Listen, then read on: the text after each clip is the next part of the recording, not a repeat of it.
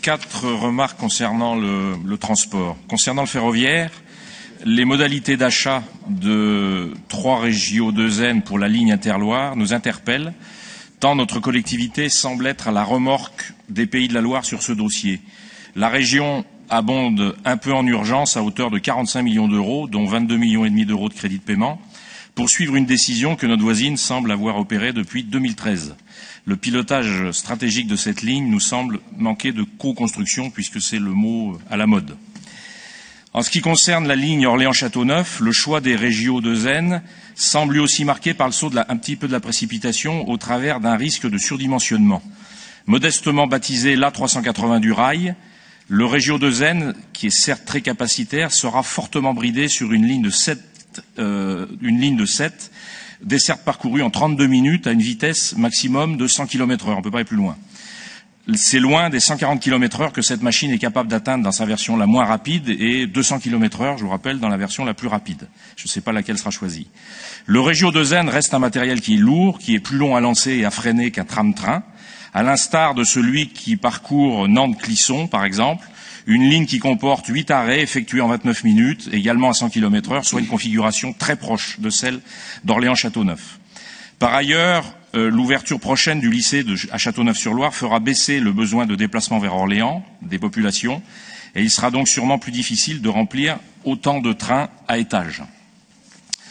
Concernant le POCL, et plus particulièrement le débat concernant son tracé, nous découvrons avec surprise dans l'avenant du CPER, annexes 1 et 2, que désormais 2 plus 2 font 6.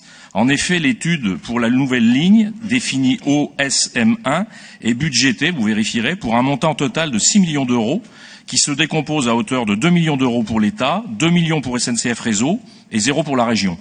Il est dommageable de constater sur un document aussi officiel que le CPER des totaux qui ne correspondent pas pour des montants aussi conséquents. Il manque quand même 2 millions d'euros.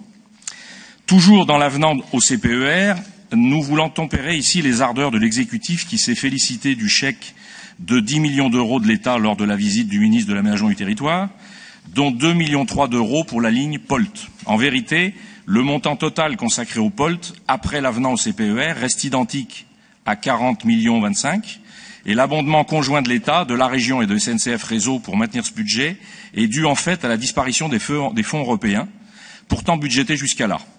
Nous nous interrogeons donc sur la capacité de la région à mobiliser ces fonds européens, pour lesquels, je vous rappelle, la contribution de notre pays est très supérieure à ce que l'on reçoit en retour, puisqu'on en verse 22, on en récupère 13.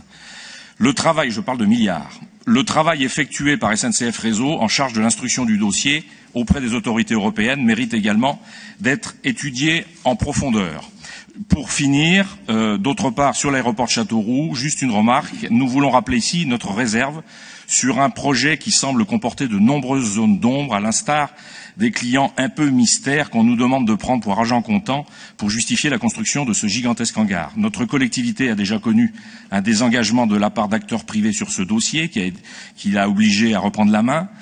Et ça nous amène aujourd'hui à abonder à hauteur de 13 millions d'euros, 16 si on rajoute la taux de contrôle. Nous appelons donc à une extrême vigilance, même si nous soutenons la perspective de voir se développer une activité industrielle pérenne adossée à cette infrastructure. Je vous remercie.